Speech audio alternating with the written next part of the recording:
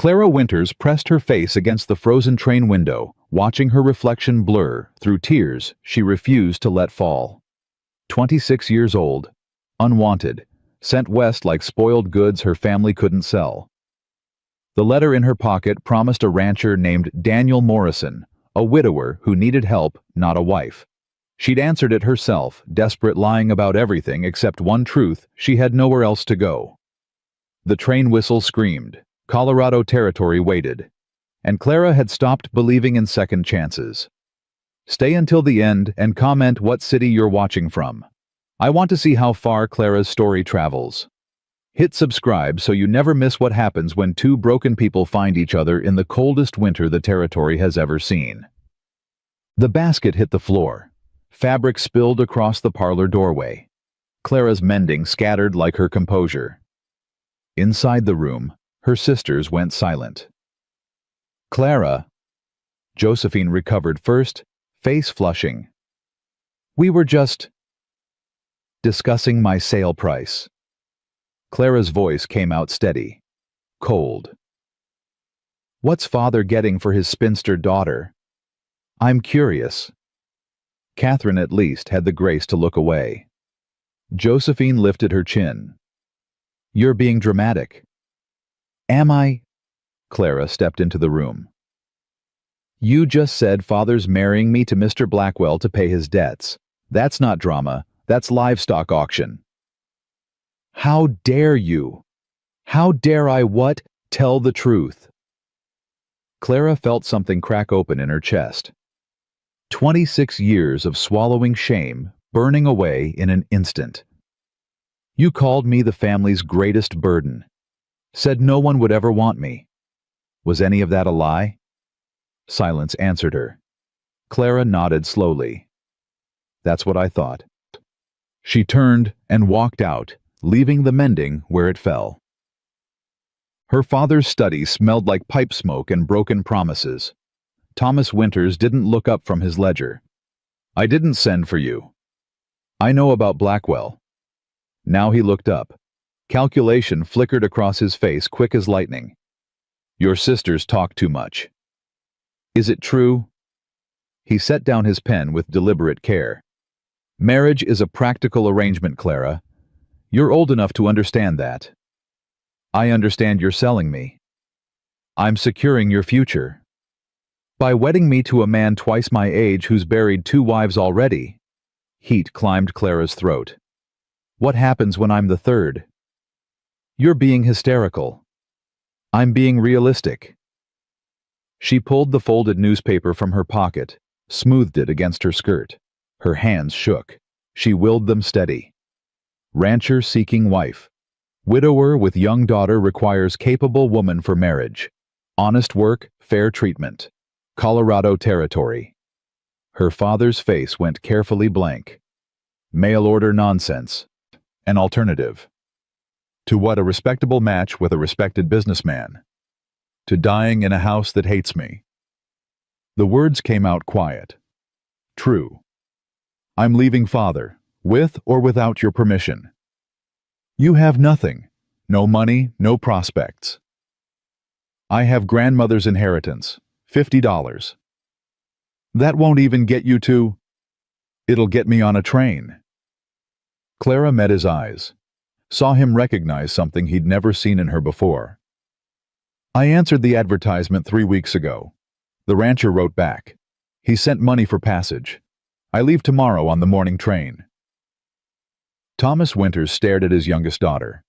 For the first time in her life, Clara watched him see her as something other than a disappointment. This Morrison fellow, he said slowly. You know nothing about him. I know he's honest. That's more than I can say for the men here.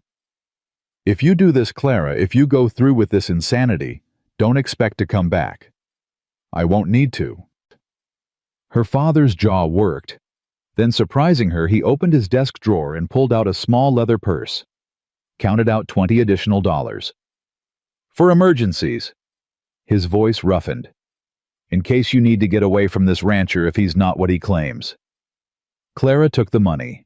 Their fingers brushed. Just for a moment she saw something in his face that might have been regret. Thank you, Father. He nodded once, turned back to his ledger. Dismissed. Clara left without another word. Child. Packing took an hour. 3 dresses, serviceable plain. 2 shifts.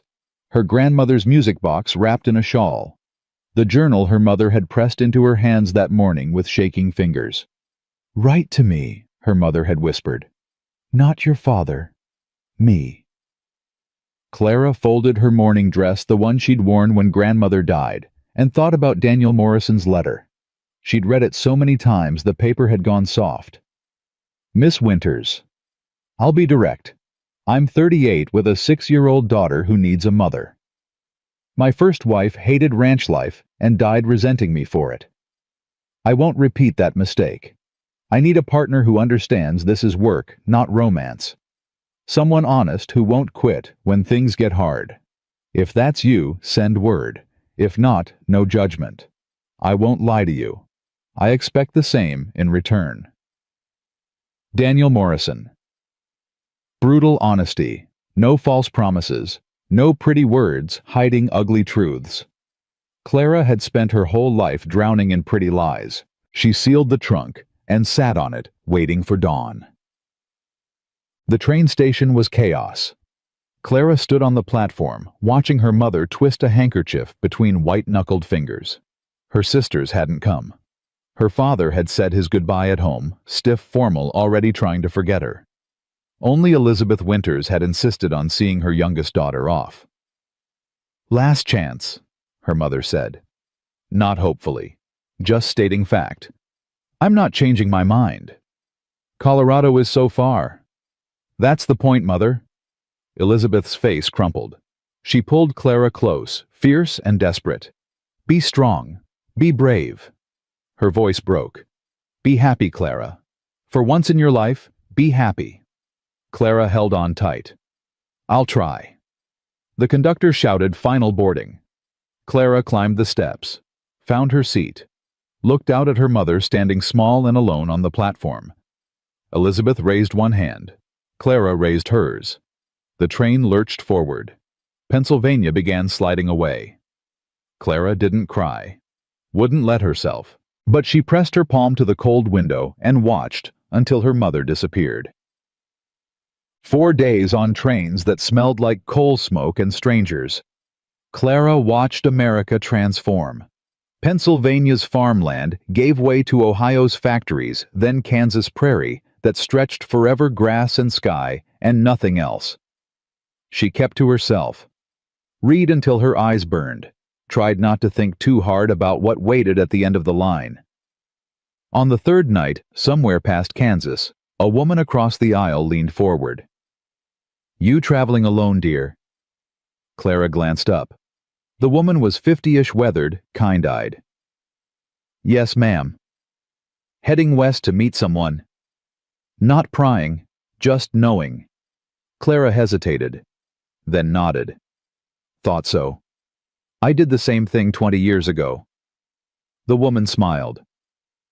"Answered an advertisement for a Montana rancher. Everyone said I was crazy. Maybe I was." She shrugged. "But I got 3 children, a good man, and a life I built myself.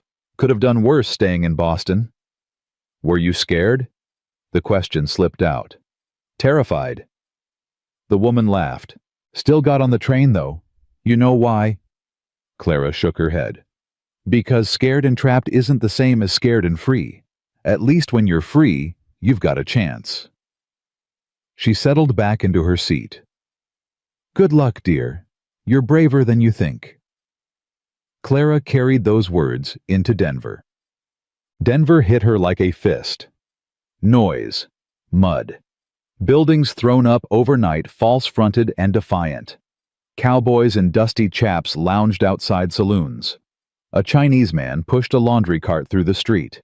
2 women in split skirts strode past carrying rifles like it was nothing. No one stared at Clara. No one whispered. She was just another soul heading west, and the West didn't care what you looked like. "Help you, miss?" The voice belonged to a weathered woman behind the counter of a general store. Clara had wandered in half-dazed, drawn by warmth and the smell of coffee. I need... Clara hesitated. I'm going to Morrison Valley. Is there anything I should know? The woman's eyes sharpened. Morrison Valley. You wouldn't be headed to see Cole Morrison, would you? Clara's breath caught. You know him. Know of him. Most folks in the territory do. Runs cattle up in the high country. The woman studied Clara with new interest. You family. I'm going to be his wife. Saying it out loud made it real. Terrifyingly real. The woman didn't blink. Mail order. Heat crept up Clara's neck. Yes. Don't look embarrassed, girl. Half the women out here started that way. She came around the counter. You'll need warmer clothes than what you're wearing. Winter in the mountains isn't kind. 20 minutes later, Clara walked out with a wool coat, thick gloves, and boots that could handle snow. The woman had practically forced them on her. Cole Morrison's a good man from what I hear, she'd said. Fair, honest, lost his wife few years back. Probably lonely as hell up there with just a kid. He has a daughter. Children need mothers. Men need partners. The woman wrapped the purchases. You work hard and stay honest with him, you'll do fine. Clara nodded, throat tight. One more thing. The woman leaned close. Town ladies will have opinions about a mail-order bride. They always do. But remember, most of them came out the same way. They just like to forget. Clara carried that warning onto the smaller train that climbed into the mountains. The world turned white. Snow started an hour outside Denver light at first, then heavy until Clara couldn't see 10 feet beyond the window. The train car swayed around curves that dropped into nothing. Her stomach lurched. First time in high country. The man across from her wore a sheepskin coat and a Texas drawl. Yes. Storm's coming. Big one. He nodded at the window. Hope whoever's meeting you knows these roads. So do I, Clara said quietly. The train pulled into Morrison Valley as afternoon died into evening. Through the snow, Clara could barely make out the town, one street handful of buildings, everything battened down against the storm. She stepped onto the platform. Wind cut through her new coat. Her trunk thudded down beside her. The platform was empty. You being met, miss. The station master was grizzled-bearded with ice. I'm supposed to be. Mr. Morrison, from Morrison Valley Ranch. Cole Morrison. He'll be along. Ranch is an hour out. Storm probably slowed him. The man squinted at the darkening sky. You're his new bride, I take it. Word traveled fast. Clara nodded. Well, welcome to Morrison Valley. Coffee's inside if you want it. Clara waited. An hour passed. Then another. Through the frosted window she watched the town shut down lights winking out streets emptying. Even the saloon went quiet. The station master dozed by the stove. And Clara stood at the window watching snow bury the world, wondering if Daniel Morrison had changed his mind. Then she saw movement. A wagon emerged from the white curtain of falling snow. 2 massive horses. A driver hunched against the weather. The wagon stopped. The driver climbed down stiff and ice-crusted. Clara's heart hammered. The door swung open. Cold air rushed in. And with it, the man she was going to marry. Tall, taller than she'd expected. Broad shoulders. Hands that looked like they could break things or build them. His face was all hard angles and weathered skin beard frozen with ice. Dark eyes narrowed against the wind. He looked like a man the frontier had marked but hadn't broken. His gaze found her. Held. For 3 heartbeats they just stared at each other across the small office. Then he pulled off his hat. Miss Winters. His voice was deep. Rough. Mr. Morrison. Clara's voice came out steadier than she felt. Clara. Cole. Most folks call me Cole. He cleared his throat. I apologize for being late. Storm came up faster than expected. The station master explained. Your trunk outside. Already loaded. He nodded, seemed to be gathering words. We should go. Storm's getting worse. Another hour and the roads will be impassable. Now, the station master stood. Cole, it's full dark. Which is why we leave now. No room for argument in that voice. I've got a daughter at home with just the foreman. I need to get back. He looked at Clara. Really looked at her. Assessment, not judgment. Can you ride in case the wagon gets stuck? I've never ridden a horse. Something flickered in his eyes. Then you'll learn tonight if you have to. Get your things. He turned and walked back into the storm. The station master shook his head. Welcome to the territory, miss. Clara pulled on her coat and followed her future husband into the snow. The wagon fought through drifts that came halfway up the wheels. Cole drove with grim concentration, hands steady despite the cold. Clara gripped the seat and tried not to think about the 1,000 ways this could end badly. Your daughter. She raised her voice over the wind. What's her name? Emma, she's 6. Does she know about me? Yes. How does she feel about it? Cole was quiet. Then, she's been asking for a mother since she was old enough to understand she didn't have one. The flatness in his voice suggested layers of complicated history. I'll do my best by her. That's all anyone can do. Silence settled between them. The horses plowed forward, breath steaming. Tell me about the ranch, Clara said. Not because she wanted conversation, because the silence felt too much like drowning. 3,000 acres, 200 head of cattle, 4 permanent hands. Cole's voice turned mechanical. Main house, barn, bunkhouse. Creek runs through the property. We're largely self-sufficient. What do you need me to do? He glanced at her. Something shifted in his expression. Keep the house. Cook for me and Emma. Manage supplies. He paused. The accounts need attention. My wife handled those. Since then I've been muddling through. I'm good with numbers. Good. More silence. The wind howled. Clara's hands went numb even inside her gloves. What happened to your wife? The words came out before Clara could stop them. She winced. I'm sorry. That's... Rebecca got sick. Consumption. Took 2 years to kill her. Cole's jaw tightened. She hated it here. Hated me for bringing her here. Toward the end, she hated everything. His voice was carefully empty. Too empty. So I'm looking for someone who understands what this life is, he continued. Someone who won't break when things get hard. Someone honest. I understand. Do you? He looked at her directly. Because there's still time to change your mind. I'll take you back to town, buy you a ticket east. No hard feelings. Clara thought about Pennsylvania, about Mr. Blackwell's wet smile, about 26 years of being the daughter no one wanted. I'm not changing my mind. Cole studied her, then nodded once. All right then. The wagon crested a rise. Lights appeared below 3 buildings clustered together. The main house was larger than Clara expected, warm light glowing from its windows like a promise. That's home, Cole said.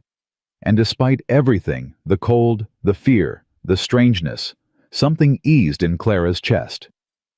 The wagon pulled up just as the door flew open. A small figure burst out into the snow. Papa! Papa, you're home! The child wore a coat too big for her dark braids flying. She launched herself at Cole as he climbed down, and he caught her easily, swung her up, despite obvious exhaustion. Told you I'd be back, Emma girl. I was worried Hank said the storm was bad, and you might... Emma stopped. Her eyes went wide. Is that her? Is that Miss Clara? It is. Cole set her down gently. Mind your manners. Emma went very straight, very solemn. Hello, Miss Clara. I'm Emma Morrison. I'm 6 years old, and I'm very pleased to meet you. The formal greeting so carefully practiced made Clara's throat ache. Hello, Emma. I'm very pleased to meet you too. Are you going to be my new mama? Clara glanced at Cole. He nodded slightly. Yes, if that's all right with you. Emma's face split into a grin. I've been waiting forever.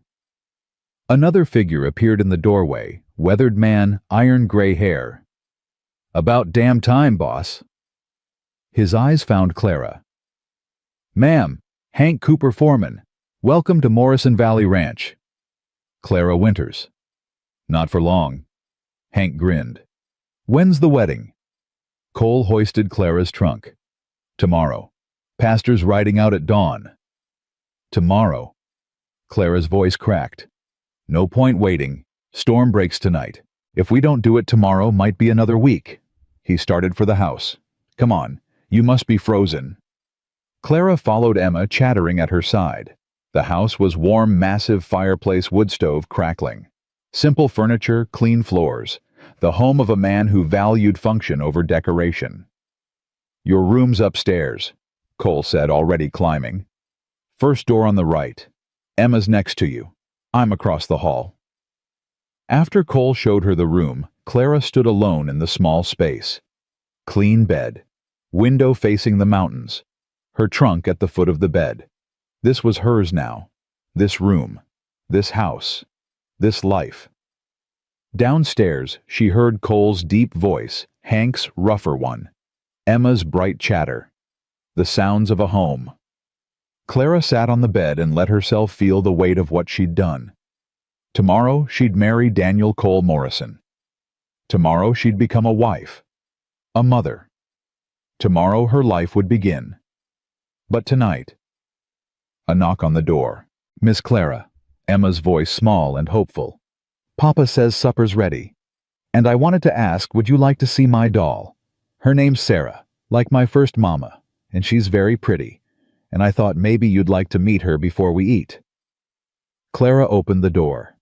Emma stood in the hallway, holding a rag doll with careful reverence. I'd love to meet her, Clara said softly.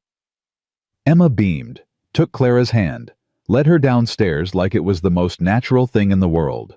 And Clara, who'd spent 26 years being unwanted, felt something crack open in her chest. Maybe, just maybe, she'd found where she belonged.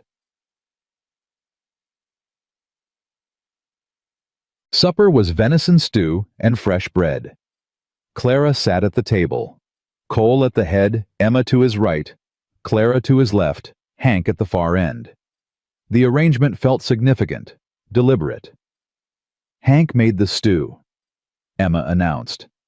He's the best cook on the ranch. Papa says so. Emma. Cole's voice held warning. What, you did say that? Hank chuckled. Boss can't boil water without burning it. Ain't no shame in that. There is when you're trying to impress your future wife.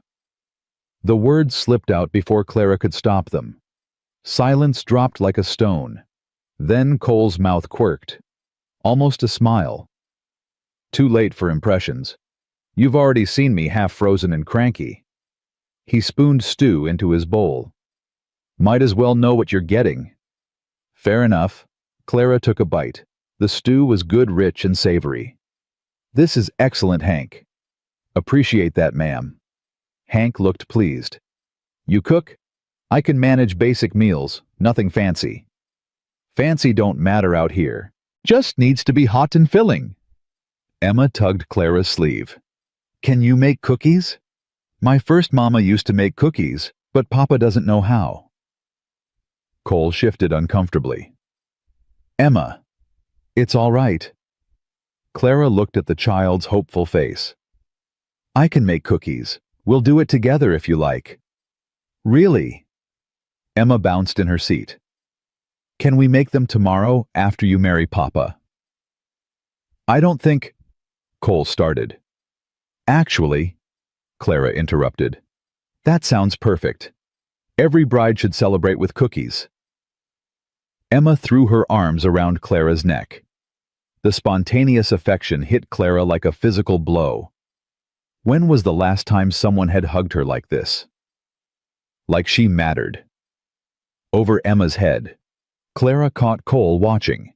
His expression was complicated relief maybe, or hope, or just exhaustion from a man who'd been carrying too much for too long.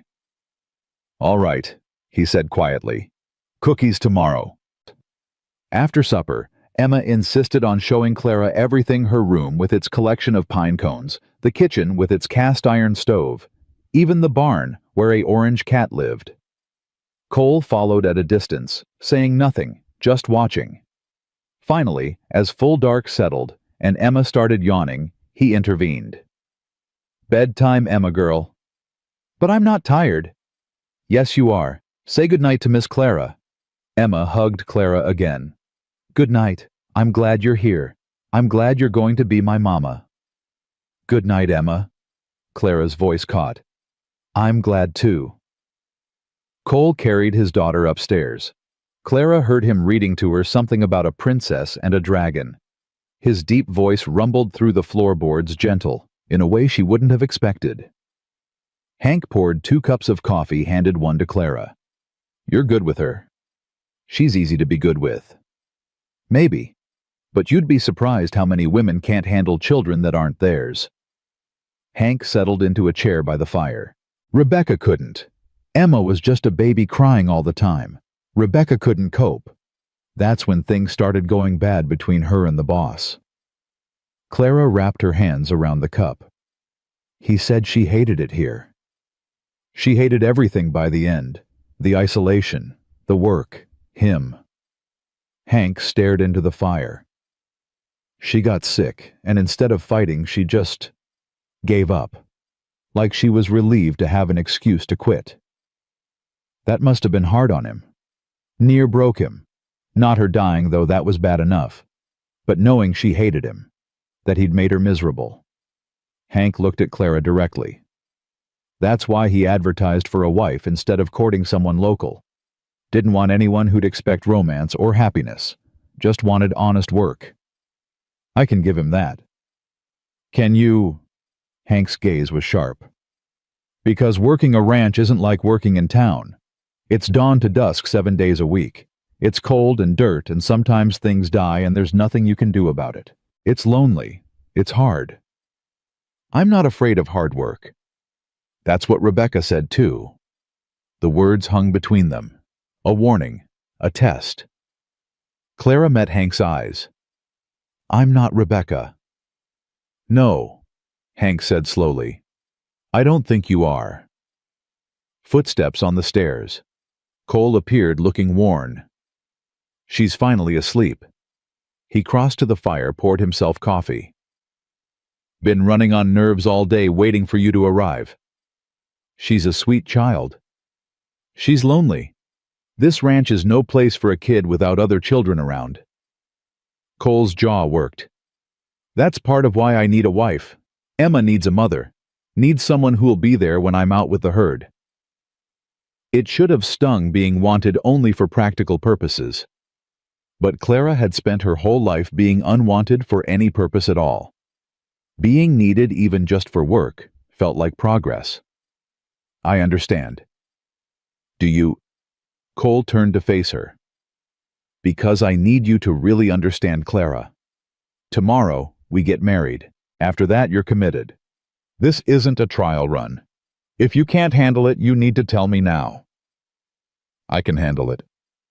"How do you know? You've never been west before? Never worked a ranch? Never mothered a child?" "You're right." Clara stood, set down her cup. "I don't know if I can handle it, but I know I can't handle going back to Pennsylvania. And I know I'd rather fail at something I chose than succeed at something that was forced on me." Silence. Cole and Hank exchanged a look. Then Cole nodded. "Fair enough. I should get some rest." Clara moved toward the stairs. "Big day tomorrow." "Clara." Cole's voice stopped her. "Thank you for being kind to Emma. She's been hurt enough by women who couldn't stay." "I'm staying," Clara said quietly. "Whatever happens, I'm staying." She climbed the stairs before he could respond. Clara woke to darkness and voices. Cole's voice, low and tense, came through the wall. Don't care what the town thinks, Hank. I'm just saying, people are already talking. Saying you're desperate that she's... She's what? Cole's voice went cold. Go on. Say it. Silence. Then Hank quieter. She's plain boss. Town ladies are already whispering, saying you could have done better. Better than honest? Better than willing? Cole's voice rose slightly. I don't give a damn what they think. She's here. She said she'd stay. That's all that matters. Clara pressed her hand flat against the wall, heart pounding. Just don't want to see you hurt again, Hank said. Rebecca's dead, and Clara's not her. Footsteps moved away. A door closed. Clara sat in the darkness replaying the conversation. Plain. Of course they thought that. Everyone always did. But Cole had defended her. Had chosen her worth over her appearance. That had to count for something. Dawn came gray and cold. Clara dressed in her best dress, the blue cotton, patched but clean. Fixed her hair with shaking hands. Stared at her reflection in the small mirror. Plain Nora Bennett. Plain Clara Winters. In a few hours, plain Clara Morrison. Same face, different name, different life. A knock. Miss Clara. Emma's voice. Papa says the pastor's here. This was it. Clara opened the door. Emma stood in the hallway, wearing a white dress that must have been saved for special occasions. You look pretty, Emma said shyly. So do you. Are you scared? A little, are you? Emma considered this seriously. No, I'm happy. I've been praying for a mama for so long, and then you came. She took Clara's hand like it was the most natural thing in the world. Together, they went downstairs. The parlor smelled like wood smoke and coffee. Pastor Michaels was a weathered man in his 60s with kind eyes. Cole stood by the fireplace, freshly shaved, wearing what must be his only good shirt. Hank stood to the side, clearly uncomfortable in his role as witness. Cole's eyes met Clara's, held. For one breath, too, they just looked at each other. Then he crossed to her, offered his arm. You sure? He asked quietly. Last chance. Clara thought about Pennsylvania, about her father's study and Mr. Blackwell's wet smile, about 26 years of being the disappointment. She took his arm. I'm sure. They stood before Pastor Michaels. Emma bounced excitedly beside them. Hank shifted his weight hat in his hands. Dearly beloved, the pastor began. Clara barely heard the words. She was too aware of Cole beside her solid, steady reel. His arm under her hand was warm despite the cold house. His breathing was calm. He looked down at her once. Something flickered in his dark eyes. Not love, but maybe the possibility of it someday. Do you, Daniel Cole Morrison, take this woman to be your lawfully wedded wife? I do. No hesitation. Do you, Clara Winters, take this man to be your lawfully wedded husband? This was the moment, the last possible moment to run. Clara looked at Cole, at Emma bouncing beside them, at the house that needed someone to make it a home. I do. Then by the power vested in me, I pronounce you husband and wife. Pastor Michaels smiled. Cole, you may kiss your bride. Cole hesitated. Uncertainty crossed his face, the first real emotion she'd seen from him besides careful control. Then he bent down slowly, giving her time to pull away. She didn't. His lips brushed hers, light, brief, over in a heartbeat. But his hands steadied her shoulders, careful and gentle. And for that one moment, Clara felt seen, chosen. It was enough. Congratulations, the pastor said warmly. May God bless this union. Emma threw her arms around both of them. You're married. You're really married. Does this mean I can call you Mama now? Clara looked down at the child, motherless, hopeful, already trusting. Yes, she said softly. You can call me Mama. Emma beamed. Cole's hand found Clara's shoulder squeezed once, and Clara Winters Morrison, who'd spent 26 years being unwanted, felt the first fragile tendril of belonging take root. Outside, the storm was breaking. Sunlight pierced the clouds, turning snow to diamonds. Inside, a new family was forming. Imperfect, uncertain, but real. And for now, that was enough. The first test came before breakfast. Clara woke to darkness and the sound of boots on stairs. She sat up disoriented. The room was freezing. Through the window, she could see nothing but black, no hint of dawn. More footsteps. Voices below. She dressed quickly, fingers clumsy with cold and nerves, crept to the top of the stairs. Cole stood in the kitchen pulling on his coat. Hank was already at the door, rifle in hand.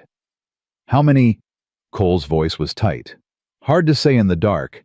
Maybe 10 head missing. Could be more. Wolves or thieves? Tracks suggest two-legged. Cole's jaw went hard. Wake Tom and Jesse. Tell them to arm up. We ride in 10 minutes. Boss? 10 minutes, Hank. Hank nodded and disappeared into the pre-dawn darkness. Clara descended the stairs. What's wrong? Cole turned surprise flickering across his face.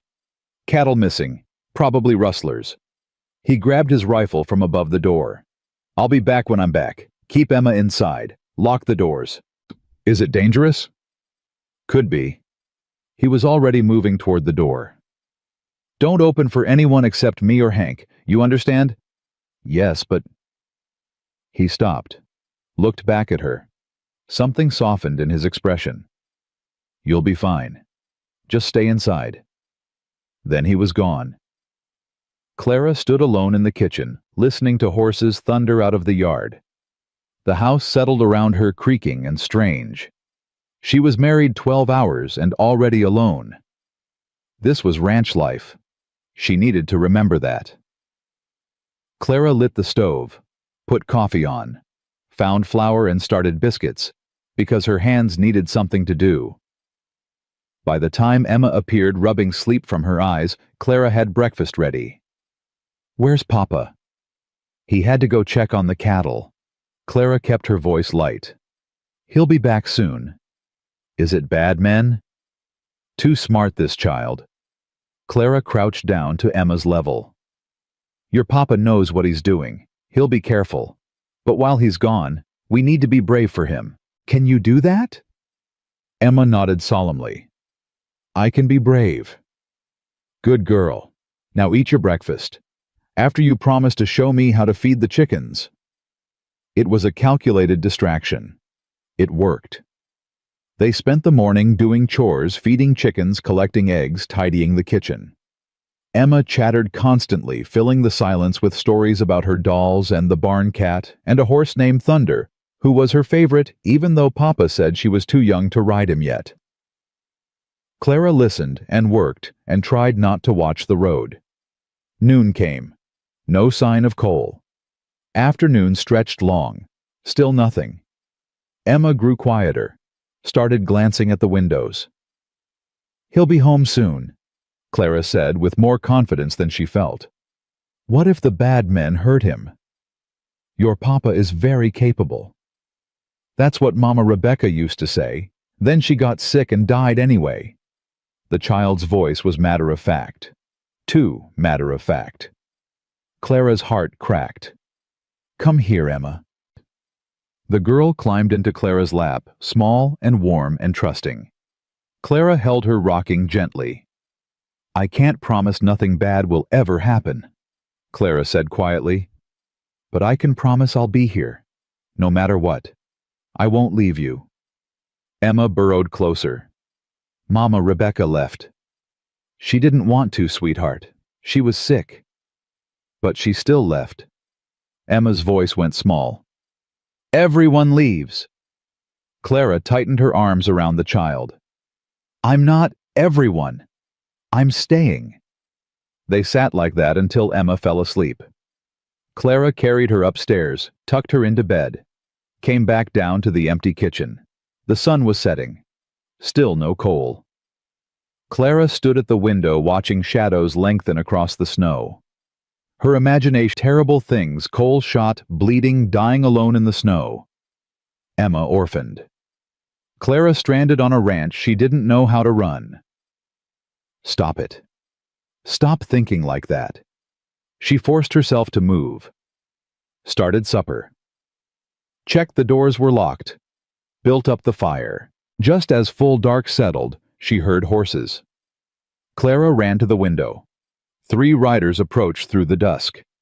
Cole in front, sitting straight in the saddle. Relief flooded through her so powerfully her knees went weak. She had the door open before they reached the porch.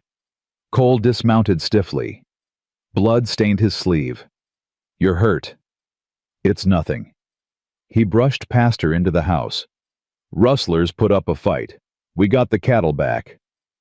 "Let me see your arm." "I said it's nothing." "And I said let me see it."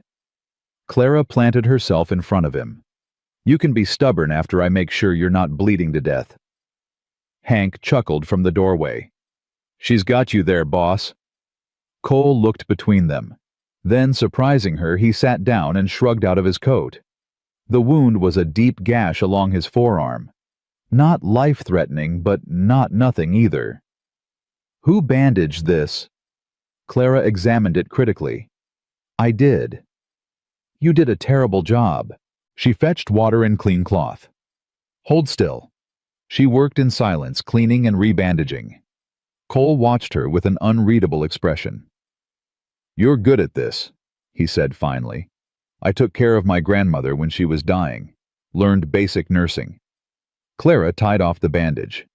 "This needs to be checked daily. If it shows signs of infection, we'll need a doctor." "There is no doctor. Closest one's in Denver." "Then you'd better not let it get infected." She met his eyes. "No more heroics until this heals." "Can't promise that." "Try." Something shifted in his face, almost a smile. "Yes, ma'am." Hank cleared his throat. "I'll just go check on the horses." After he left, Clara busied herself serving supper. Cole ate, mechanically, exhaustion evident in every movement. "Did you catch the rustlers?" she asked. "2 of them. Sent them to town to face the marshal." He rubbed his face. "The rest scattered. They'll try again. They always do." "Why?" "Because cattle are money, and some men would rather steal than work." He stood wincing. "I should check on Emma." "She's asleep, worried about you all day." "She say anything?" Clara hesitated, then decided honesty was better. "She said everyone leaves her." Cole's face went tight. "Damn." "She's scared, Cole. She's 6 years old and she's lost one mother already." "I know that. Do you?" "Because charging off into danger without a word might make her lose you too." The words came out harsher than Clara intended. Cole's eyes went hard. "I can't run this ranch from the kitchen. Cattle get stolen, I go after them. That's how it works." "I'm not saying don't go. I'm saying maybe tell your daughter goodbye first. Let her see you're being careful. She doesn't need to know every time there's trouble. She already knows. Children always know." Clara faced him fully. "She asked if bad men were going to hurt you. She's terrified and pretending she's not because she thinks that's what you want." Cole stared at her, then dropped into his chair, suddenly looking older than 38. "Rebecca used to say I put the ranch before family." "Did you?" "Yes." The admission came out flat. "And it killed her. The loneliness, the isolation. Feeling like she came second to everything else." He looked up at Clara. "That's why I need you to understand what this life is. The ranch comes first because without it, we don't eat. We don't survive." "I understand that. But Emma needs to come first sometimes too." Clara sat across from him. "She needs to know you'll come home. That she matters more than cattle." "She does matter more." "Then show her." Cole was quiet for a long moment. Then he stood, moved toward the stairs. "Where are you going?" "To show her." Clara heard him climb the stairs, heard Emma's door open, heard his deep voice gentle and low, and Emma's sleepy response. When he came back down 20 minutes later, his face was softer. She was awake, pretending to sleep. He poured coffee with his good hand. You were right. She was scared. What did you tell her? That I'm sorry. That I'll try to be more careful. That she's more important than any number of cattle. He took a sip. She asked if you were staying. What did you say? I said yes. Was I lying? Clara met his eyes. No, you weren't lying. They sat in silence, the fire crackling between them. Outside wind rattled the windows. The storm was building again. This is harder than I expected, Cole said quietly. Being married again. Trying to do it right this time. It's only been one day. Long day. They're all going to be long days. He almost smiled. You're not what I expected, Clara. What did you expect? Someone quieter, more biddable. He shook his head. Someone who wouldn't call me out when I'm being stubborn. Sorry to disappoint. You didn't. He looked at her directly. You surprised me. That's different. Heat crept up Clara's neck. She stood busying herself with dishes. You should rest. That arm needs time to heal. Can't. Paperwork needs doing. Accounts are a mess. Then show me. You said you needed help with accounts. Cole studied her. Now, why not Emma's asleep? You're too tired for outside work. Might as well be productive. He led her to a small room off the kitchen, his office. Papers covered every surface. Ledgers stacked haphazardly. The chaos made Clara's organized mind itch. Good God, she said. I told you it was bad. This isn't bad. This is catastrophic. She picked up a ledger. When's the last time you balanced these books? 6 months, maybe longer. Clara sat down, pulled an oil lamp closer, started reading. An hour passed, then 2. Cole dozed in his chair, head tipped back, exhaustion finally claiming him. Clara worked steadily, making notes, reorganizing, beginning to see the shape of the ranch's finances. It was worse than she'd thought. Outstanding debts, missed payments, opportunities lost, because Cole had been too busy surviving to pay attention to business. But it wasn't hopeless. With attention and planning, she could fix this. Around midnight, she finally stopped. Her eyes burned. Her back ached from hunching over the desk. Cole was fully asleep now, breathing deep and even. His injured arm was cradled against his chest.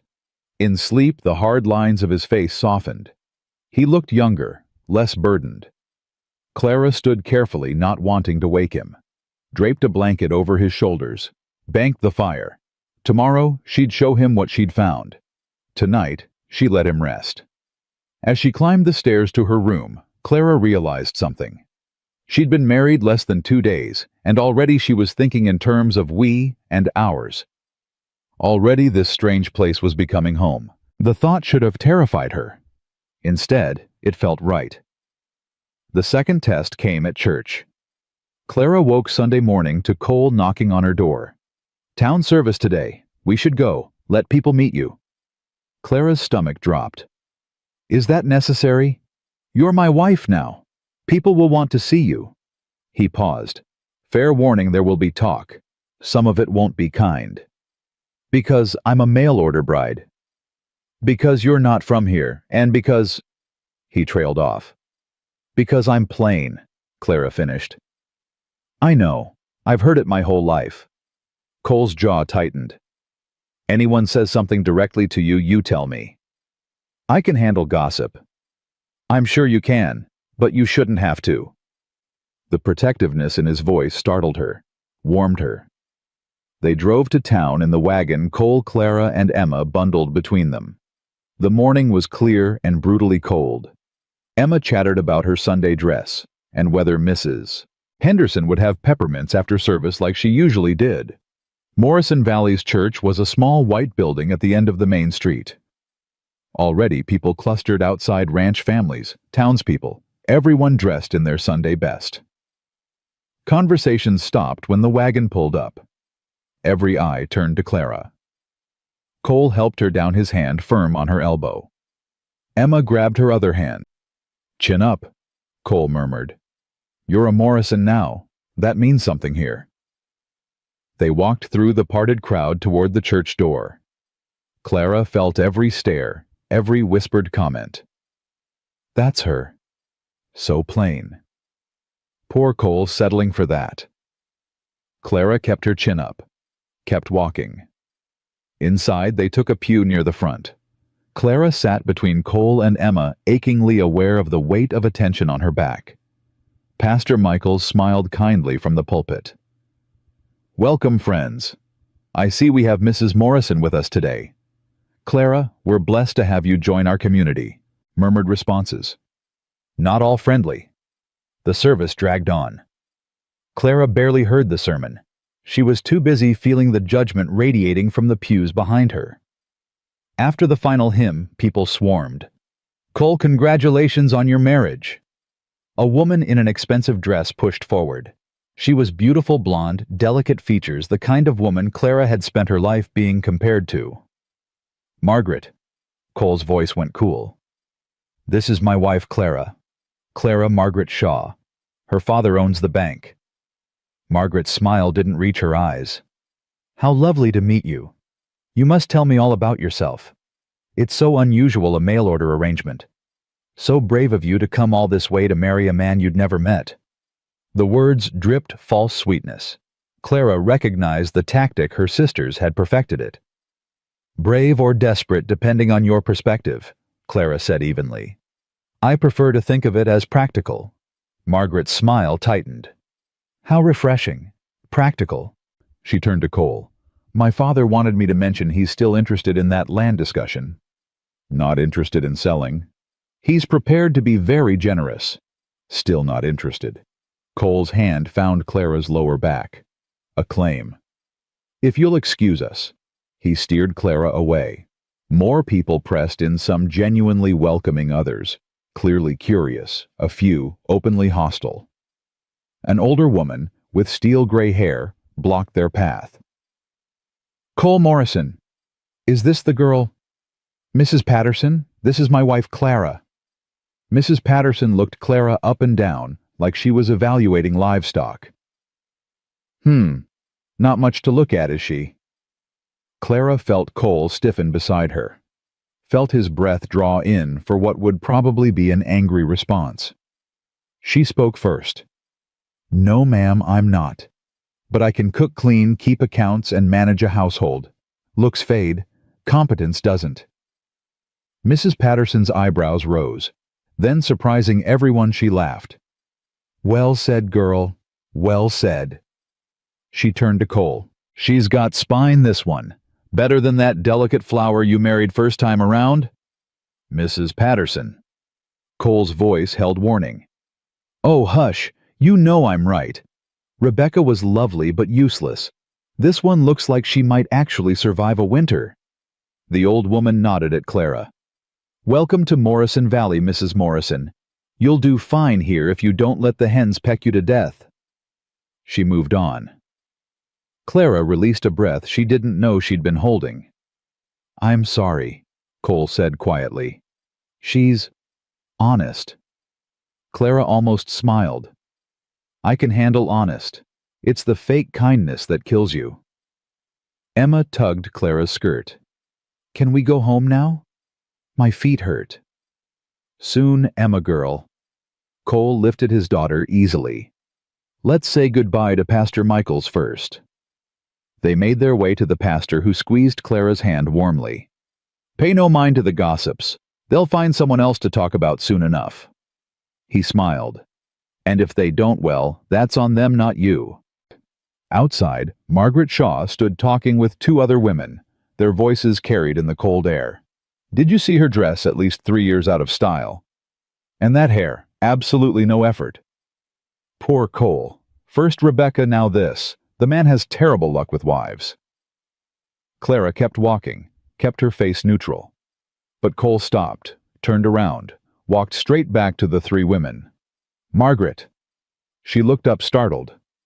"Oh, Cole, I didn't see you." Yes, you did. You wanted me to hear. His voice was quiet, dangerous. Let me be clear.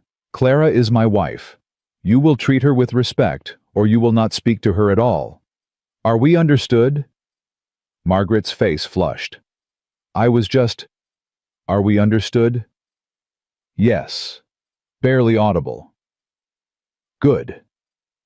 He turned to the other two women. That goes for everyone. Spread the word. He walked back to Clara and Emma took Clara's arm and led them to the wagon. No one said a word. They drove home in silence. Emma fell asleep against Clara's shoulder. Cole's jaw stayed tight. Finally, Clara spoke. You didn't have to do that. Yes, I did. I can fight my own battles. I know you can. But you shouldn't have to fight them alone. He glanced at her. Rebecca used to cry for days after church. Let them tear her apart with whispers and never fought back. I swore if I married again, I wouldn't let that happen. I'm not Rebecca. No, you're not. Something softened in his voice. You held your own back there. Mrs. Patterson was right, you've got spine. Years of practice with cruel sisters will do that. Tell me about them. So Clara did. Told him about Josephine and Catherine, about growing up in their shadows, about becoming invisible in her own family. Cole listened without interrupting. When she finished, he was quiet for a long moment. Their loss, he said finally. Our gain. The simple statement made Clara's throat tight. Back at the ranch, Emma woke and immediately wanted to change out of her church dress. Clara helped her, then started preparing Sunday dinner. Cole appeared in the kitchen doorway. I need to check on the cattle. Should be back by dark. Be careful. Always am. He hesitated, then crossed the kitchen and kissed her forehead. Quick, chaste, but deliberate. Thank you, he said, for this morning, for handling them the way you did. Then he was gone, leaving Clara staring after him, one hand pressed to her forehead, where she could still feel the warmth of his lips. Emma peeked around the doorframe. Papa likes you. What makes you say that? He kissed you. He never kissed Mama Rebecca, except at their wedding. Emma climbed onto a chair. Can we make those cookies now? Yes, let's make cookies. They spent the afternoon covered in flour and sugar. Emma was more hindrance than help, but her laughter filled the kitchen and made the work worthwhile. By the time Cole returned, the house smelled like vanilla and butter. Emma had fallen asleep at the table, head pillowed on her arms. Cole stopped in the doorway, taking in the scene. Flour everywhere, Emma sleeping, Clara pulling the last batch from the oven. Looks like you had fun, he said quietly.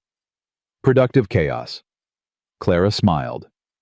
Emma's the enthusiastic helper. That's one word for it. He crossed to his daughter, lifted her gently. I'll get her to bed. Save me a cookie. Only if you promise to look at the account books tomorrow. That bad. Worse. But fixable. He nodded and carried Emma upstairs.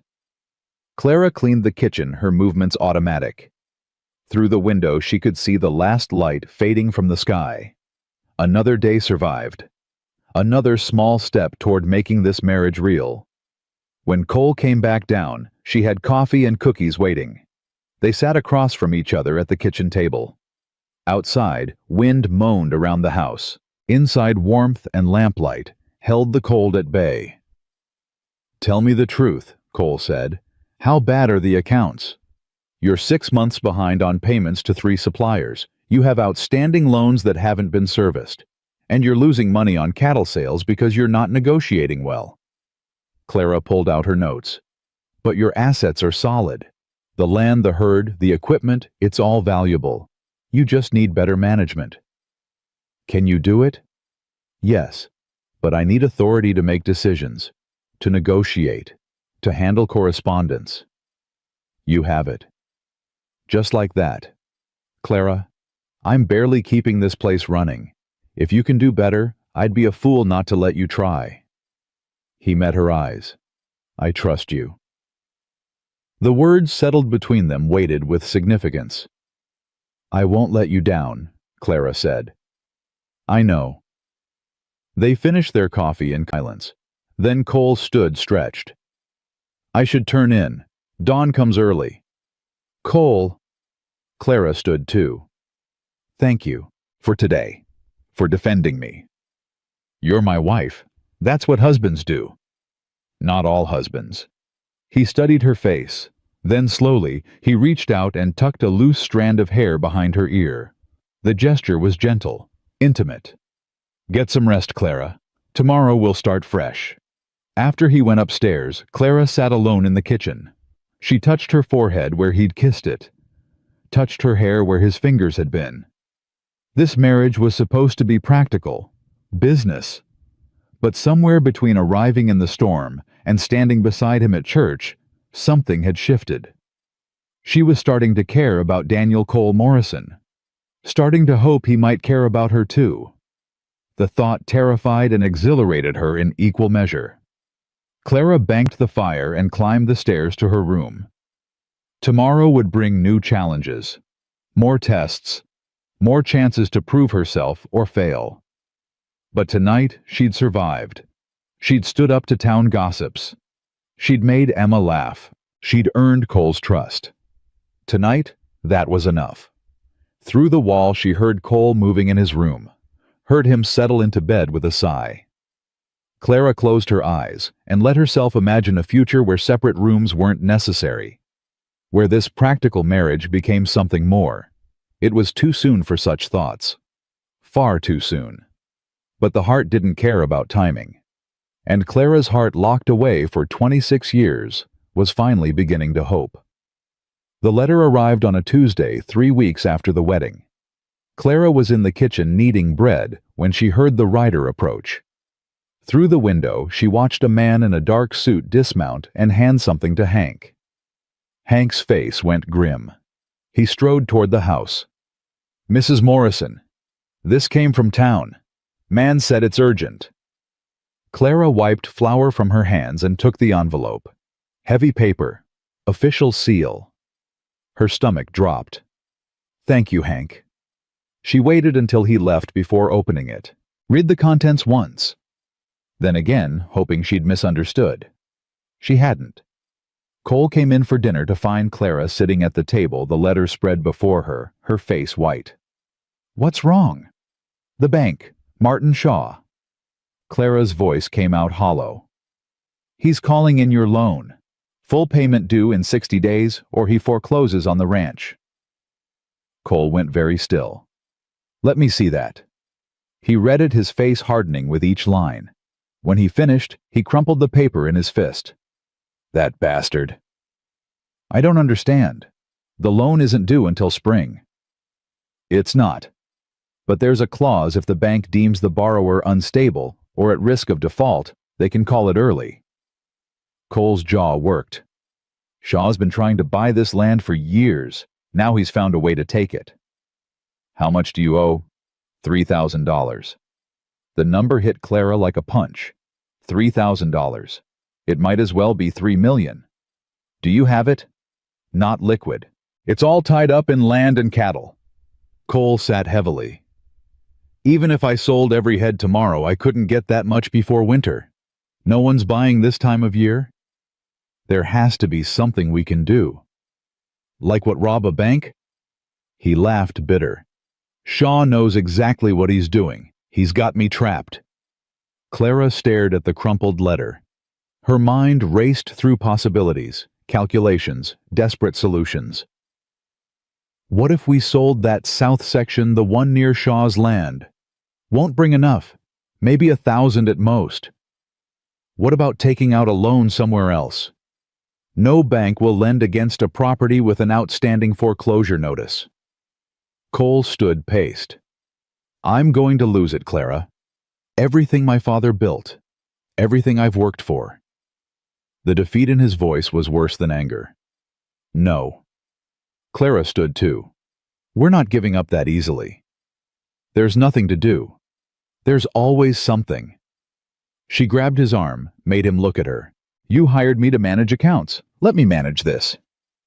Clara, give me 3 days. Let me look at the books, talk to suppliers, see what options we have. She held his gaze. 3 days before you surrender. Cole studied her face. Something shifted in his expression. 3 days, he agreed quietly. Clara spent those 3 days barely sleeping. She pored over ledgers, wrote letters, made lists of assets and liabilities. The numbers were brutal. Even liquidating everything wouldn't be enough, but she kept looking, kept calculating. On the second night, Emma found her hunched over the desk long past midnight. "Mama Clara, why are you still awake?" Clara forced a smile. "Just working on some things for your papa." "Is Papa going to lose the ranch?" The blunt question caught Clara off guard. "What makes you ask that? I heard him and Hank talking. Hank said Mr. Shaw wants to take everything away from us." Emma's lower lip trembled. "Are we going to have to leave?" Clara pulled the child into her lap. "Not if I can help it." "But what if you can't? What if we lose our home?" Emma's voice went small. "What if you leave like Mama Rebecca did?" "Oh, sweetheart." Clara held her tight. "I'm not leaving. Even if we lost the ranch tomorrow, I'd still be here. I promised, remember." "But where would we go?" It was a fair question, one Clara had been avoiding thinking about. "I don't know, but we'd be together. You, me, and your papa. That's what matters." Emma clung to her. "I don't want to leave. This is my home." "I know, baby. I know." After Emma finally went back to bed, Clara returned to the numbers.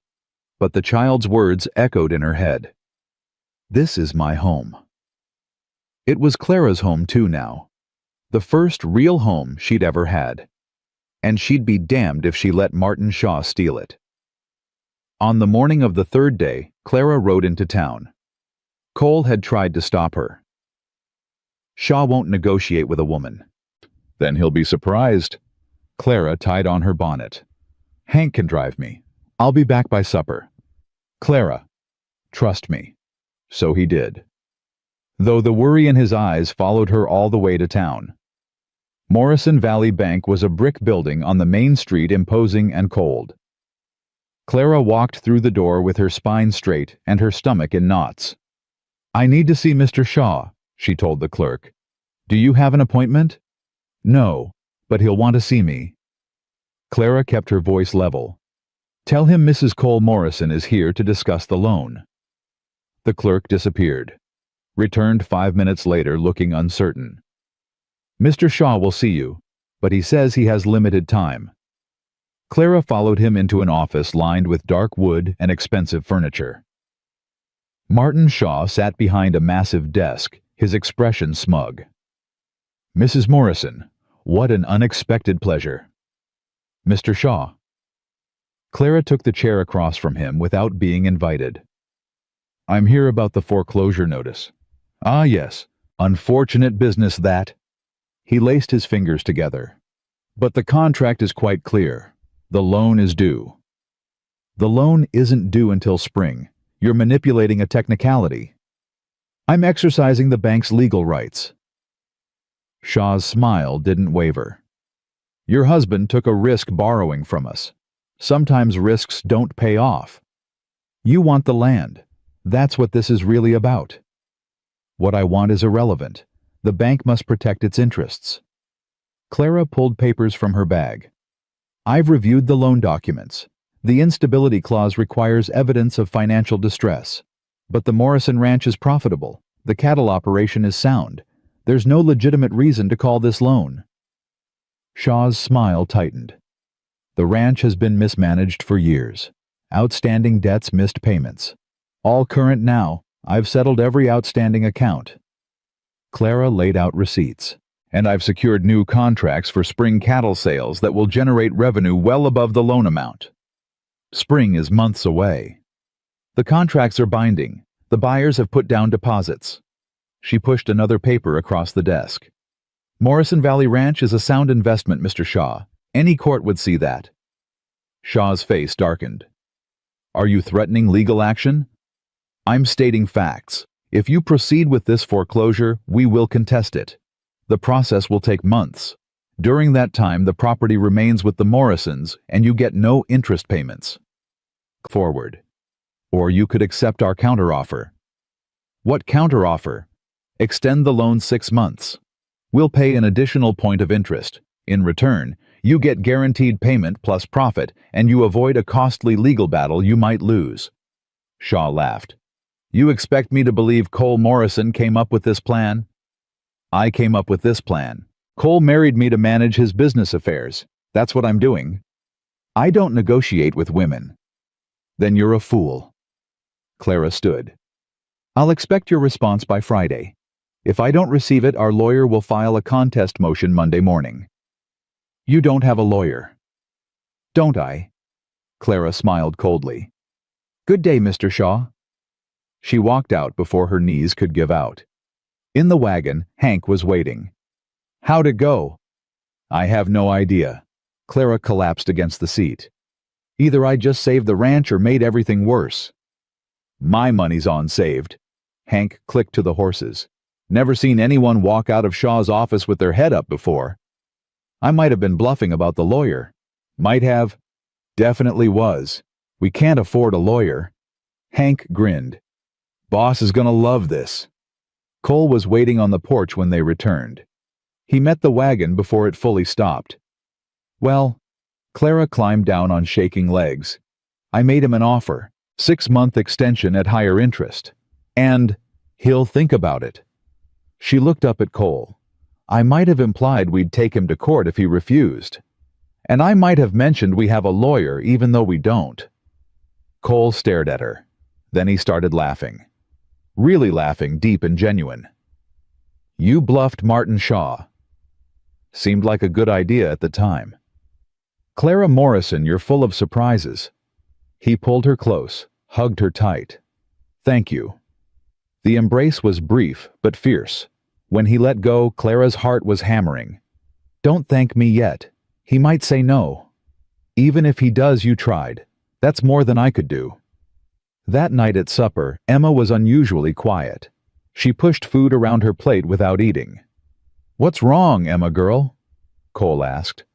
Are we still going to lose the house? Cole and Clara exchanged looks. Clara nodded slightly. Come here, sweetheart. Cole lifted Emma onto his lap. Mama Clara went to town today and talked to the man at the bank. She's trying to make it so we can keep the ranch. Will it work? We don't know yet, but we're doing everything we can. What if it doesn't work? Emma's voice trembled. Where will we go? We'll figure it out together, the 3 of us. Cole smoothed her hair. But you know what? Even if we had to leave this house, we'd still be a family. That's what matters most. Really? Really? He looked at Clara over Emma's head. Family isn't about a place. It's about people who stick together no matter what. Clara felt tears burn behind her eyes. 3 weeks ago, she'd been a stranger stepping off a train. Now she was part of something bigger than herself. Friday came with no word from Shaw. Saturday passed in tense silence. Sunday after church, Margaret Shaw cornered Clara outside. I heard you went to see my father. Her voice dripped disdain. Really, Clara, it's embarrassing. A woman trying to do business. It's embarrassing that your father's trying to steal a ranch through legal manipulation. Clara replied evenly. He's doing nothing illegal. Then he has nothing to worry about. Margaret's eyes narrowed. You're making a mistake crossing my father. He always wins. Maybe it's time someone taught him what losing feels like. Clara walked away before Margaret could respond. Monday morning, a writer came from town. Clara's hands shook as she opened the envelope, read the single page inside. Clara! Cole appeared in the doorway. What is it? She looked up, hardly daring to believe it. He agreed. 6-month extension. Higher interest, but we keep the ranch. Cole crossed the kitchen in 2 strides and pulled her into his arms. This time, the embrace wasn't brief. He held her tight, his face buried in her hair. You did it, he said roughly. You actually did it. We did it. Your ranch is worth saving. He pulled back just enough to look at her face. His hands came up to cup her cheeks. I don't deserve you. Yes, you do. Then he kissed her. Really kissed her, not the chaste brush of lips from their wedding, but something deeper, hungry, full of relief and gratitude, and something else Clara didn't dare name. When they broke apart, both breathing hard, Cole rested his forehead against hers. I'm falling in love with you, he said quietly. I know that wasn't the deal. I know you came here for practical reasons, but I can't help it. Clara's heart felt too big for her chest. Good, because I'm falling in love with you too. He kissed her again, softer this time, reverent. Papa, Mama, Clara. Emma's voice rang from upstairs. Are you kissing? That's gross. They broke apart laughing. Not gross, Cole called back. Just married people being married. Still gross. Clara pressed her hand to her mouth, trying to contain the joy threatening to spill over. A month ago, she'd been unwanted, heading west with nothing but desperate hope. Now she had a home, a family, a husband who loved her. What are you thinking? Cole asked. That I should write my sisters a thank you letter. For what? For sending me away. Best thing they ever did for me. She took his hand. Come on. We should tell Emma the good news about the ranch. In a minute. He pulled her back, kissed her once more. Just need another minute. Clara melted into him, letting herself feel safe and wanted and home. Through the window, she could see snow beginning to fall. The first real storm of winter approaching. But inside the house was warm and full of life and love. The practical marriage had become something real. And Clara, who'd spent 26 years being told she wasn't enough, finally understood her own worth. That evening, the temperature dropped fast. Wind picked up howling around the house. Cole checked the livestock twice, making sure everything was secured. Big storm coming, he said, stamping snow from his boots. Might be snowed in for a few days. We have supplies. Enough to last a week if we need to. He pulled off his coat, hung it by the door. Clara about earlier. I meant what I said. She crossed to him. I love you, Cole. I'm not taking it back. Relief flooded his face. Good. Because I'm not letting you go. Ever. He kissed her again, and this time when Emma called down that they were being gross, they just laughed and kept kissing anyway. The storm raged for 3 days. Snow piled up past the windows. The world narrowed to just the three of them and the ranch hands in the bunkhouse. But inside the Morrison house was warm. Emma played with her dolls. Clara taught her to read. Cole worked on repairs that had been neglected. And in the evenings they sat together by the fire, a family. On the third night after Emma was asleep, Cole led Clara to his room instead of leaving her at her door. Stay with me, he said quietly. I'm tired of separate rooms. Tired of pretending this is just business. Clara's heart hammered. What about Emma? Emma will be thrilled. She's been asking when you're moving into Papa's room. He smiled. She's 6, not stupid. She knows married people share a bed. Cole, if you're not ready, I understand. We can wait. He touched her face gently. But I want you to know you're wanted here. Really wanted. Not just for cooking or cleaning or managing accounts. You. Clara thought about her old life. About being the unwanted daughter. About all the years of loneliness. Then she thought about this man who'd chosen her. This child who called her Mama. This home they were building together. I'm ready, she whispered. Cole's smile was slow and tender. He drew her inside and closed the door. Outside the storm raged on, but inside 2 lonely people found warmth in each other, found home, found love in the most unexpected place. And Clara, lying in Cole's arms as dawn approached, finally understood what it meant to belong, She'd been sent west as a joke. Her sisters had meant to humiliate her. Instead, they'd given her everything she'd ever wanted. The irony was perfect. When morning came, she awoke to find Cole already awake, watching her. "Hi," she said shyly. "Hi." He kissed her forehead. "No regrets." "None. You." "Not a single one." He pulled her closer. "Though we should probably get up before Emma comes looking for us." "Probably." Neither of them moved. They lay tangled together, warm and content, until Emma's voice carried down the hall. "Papa, Mama Clara." The storm stopped. "Can we build a snow fort?" Clara laughed. "Real life calls." "Let it wait another minute." So they did.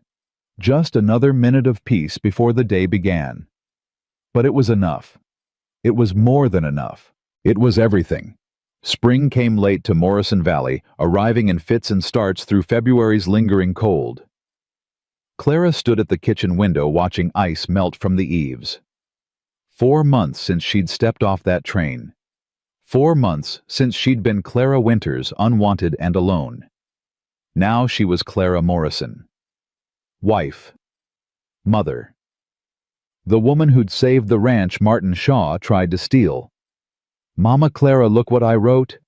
Emma burst into the kitchen, slate in hand. "I wrote my whole name without any mistakes." Clara examined the careful letters. "That's beautiful, sweetheart. Your papa will be so proud." "Can I show him now?" "He's in the barn with the new calves. Put on your coat first." Emma raced off. Clara smiled and returned to the bread dough she'd been kneading. Her hands worked the rhythm automatically, now no longer the uncertain movements of a city girl pretending to know ranch work. She belonged here. Finally, completely, she belonged. The door opened. Cole came in, stamping mud from his boots, Hank close behind. "We got trouble," Cole said without preamble. Clara's hands stilled. "What kind?" "Cattle are sick. Started this morning. 3 down, 4 more showing symptoms." His face was grim. "Looks like blackleg." The word hit Clara like cold water. She'd learned enough about ranching to know what blackleg meant. Cattle dropping fast. No cure. Financial devastation. How bad can it get? If it spreads, we could lose half the herd. Cole pulled off his hat, ran a hand through his hair. "We need to quarantine the sick ones. Burn any that die. Keep it from spreading." "What can I do?" "Keep Emma away from the cattle. And pray." He headed back toward the door. "This couldn't come at a worse time. We just got 6 more weeks until the loan payment is due." After he left, Clara stood motionless, staring at the dough under her hands. 6 weeks. They'd managed to scrape together almost enough through her careful management and the spring contracts she'd secured. But losing cattle meant losing income. Meant losing everything. No, she wouldn't let that happen. Not after coming this far. Clara wiped her hands and went to Cole's office. The accounts were her domain now. She'd find a solution. She had to. 3 days later, they'd lost 8 head of cattle. The quarantine was holding, but barely. Cole and the hands worked around the clock, exhausted and desperate. Clara brought food to the barn where Cole was tending the sick animals. He looked like death himself, face-gaunt eyes red-rimmed. "You need to sleep." "Can't. If I'm not watching them every minute." His voice cracked. "I'm going to lose it all, Clara. The bank payment is due in 5 weeks. We're short by at least $1,000 now. We'll figure it out." "How?" "There's no more money to squeeze out. No more contracts to negotiate." He sank onto a hay bale. "Hayes. I should have listened to Shaw. Should have sold when I had the chance." "Stop that." Clara sat beside him. "We're not giving up." "What choice do we have?" "There's always a choice." She took his hand. "Trust me." But that night, lying alone in their bed while Cole stayed with the sick cattle, Clara felt fear claw at her throat. What if there was no solution? What if they really did lose everything? She thought about Emma asking where they'd go if they lost the ranch, about Cole's father building this place from nothing, about 4 months of hard-won belonging potentially ripped away. No, she wouldn't let it happen. Clara rose before dawn and rode into town. She went to every business owner she'd dealt with over the past months, asked for extensions on payments, begged for advances on contracts, swallowed her pride and requested help. Some said yes, most said no. By midday, she'd scraped together another $300. Not enough, not nearly enough. She was leaving the mercantile when Margaret Shaw stepped into her path. "Clara Morrison, how desperate you must be begging for money all over town." Clara bit back a sharp response. Desperate times call for desperate measures. "My father could help you, if you asked nicely." "Your father is the reason we're in this position." Margaret's smile was poison sweet. "Actually, Cole's mismanagement is the reason. My father just called him on it." She stepped closer. "But he might be persuaded to extend the loan again, for the right price." "What price?" "That south section, the one bordering our land. Sign it over and he'll forgive the entire loan." Clara's breath caught. "That land is worth twice what we owe. Consider it interest, and a penalty for wasting my father's time." Margaret examined her gloves. "It's a generous offer, really. You keep the ranch. Cole keeps his pride. Everyone wins. Except we lose the best grazing land we have." "Better than losing everything." Margaret looked up, eyes sharp. "You have until Friday to decide. After that, the offer expires and the foreclosure proceeds." She walked away, leaving Clara standing on the boardwalk with fury and fear warring in her chest. That night, Clara told Cole about Margaret's offer. "Absolutely not." His voice was flat. "That's extortion. It's also our only option. I won't do it. I won't let Shaw steal what my father built. Even if it means losing the entire ranch." Cole paced the kitchen like a caged animal. "There has to be another way." "I've looked. There isn't." Clara's voice broke. "Cole, I've done everything I can. I've called in every favor, negotiated every contract, squeezed every penny. We're still short." "Then we fight. Take it to court like you threatened before." "With what money, we can't afford a lawyer. Shaw knows that." She caught his arm. "Sometimes the smart choice is the one that lets you survive to fight another day." "You're asking me to surrender." "I'm asking you to be practical. We keep the main ranch, keep our home, keep Emma safe, lose one section of land instead of everything." Cole pulled away from her. "You don't understand. That land was my father's first purchase. He worked himself into an early grave to pay for it. And now I'm supposed to just hand it over to Shaw." "Your father would want you to survive." "You didn't know my father." "No, but I know you." Clara moved to stand in front of him. "And I know you're terrified right now, not of losing land, but of failing, of proving everyone right who said you couldn't do this." Cole's jaw worked. His eyes were bright with unshed tears. "I'm so tired, Clara. Tired of fighting. Tired of watching everything slip away no matter how hard I work."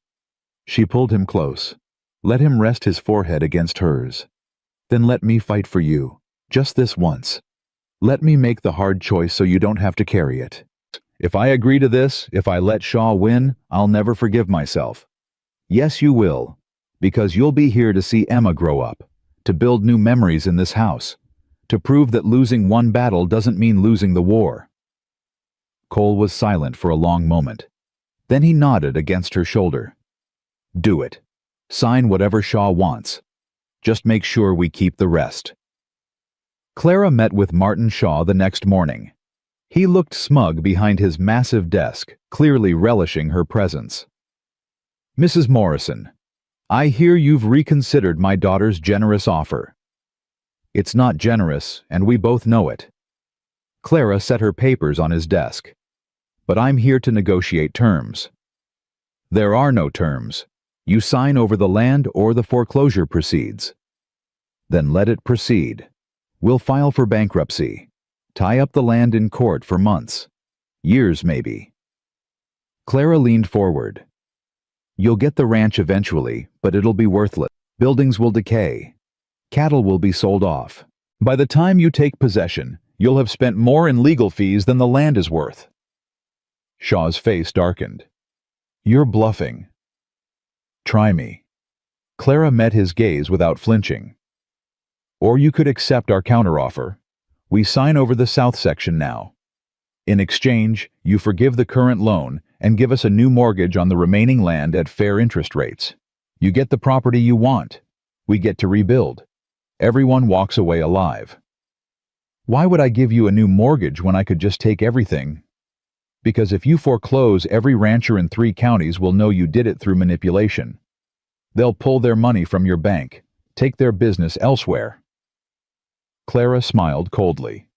But if you accept this deal, you look reasonable, tough but fair, good for business.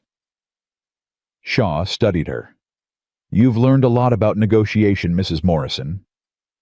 I had good motivation. She pushed the papers closer. Do we have a deal or do we go to court?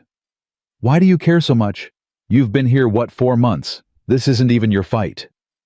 It became my fight the day I married Cole. His family is my family. His ranch is my home. Clara's voice hardened. And I'll be damned if I let a banker who thinks women can't do business take it from me. Something flickered in Shaw's expression. Not quite respect, but close. Fine. New mortgage, fair rates, south section signed over. He pulled out fresh papers. But if you miss a single payment, I take everything. No second chances. We won't miss payments. We'll see. Clara signed the papers with a hand that didn't shake, took the new mortgage documents, and walked out of that bank with her head high. She'd lost the battle, but saved the war. Cole was waiting when she got back. He stood in the barn, shoulders slumped, looking at the sick cattle they'd been trying to save. It's done, Clara said quietly. He nodded without turning around. What are the terms? She told him. When she finished, his shoulders shook. For a terrible moment, Clara thought he was crying. Then she realized he was laughing. Bitter, exhausted laughter. You actually got him to give us a new mortgage. After everything. He turned to face her. How? I told him every rancher in the territory would hate him if he foreclosed. Threatened to drag him through court. Clara shrugged. And I reminded him that underestimating women usually ends badly for men. Cole crossed to her and pulled her into a fierce embrace. I don't deserve you. Stop saying that. You deserve someone who fights for you, who sees your worth. She pulled back to look at him. We lost one section of land, Cole, but we kept everything that matters, the house, the rest of the ranch, our family. My father? Your father built this place so his family would have security. That's what we're protecting. That's what he'd want. Cole kissed her hard, desperate. When they broke apart, he rested his forehead against hers. I love you. God, I love you. I love you too. Now come inside. You haven't slept in 3 days and you need food. The cattle. Hank can watch them. You need rest. For once, Cole didn't argue. He let her lead him to the house, let her feed him, let her tuck him into bed like a child. He was asleep in minutes. Clara sat beside him, watching his chest rise and fall. His face in sleep looked younger, more peaceful than she'd seen it in weeks. They'd survived. Not unscathed, but alive. And sometimes survival was enough. 2 weeks later, the blackleg outbreak finally ended. They'd lost 15 head total, but the rest of the herd was healthy. Spring grass was coming in strong. The new calves were thriving. Clara stood in the kitchen making breakfast when Emma ran in, face bright with excitement. Mama, Clara Papa says we can ride into town for supplies. Can I get peppermints? If you behave yourself. Clara smiled. Go tell your papa I'm almost ready. The ride to town was pleasant. The sun was warm. Wildflowers dotted the meadows.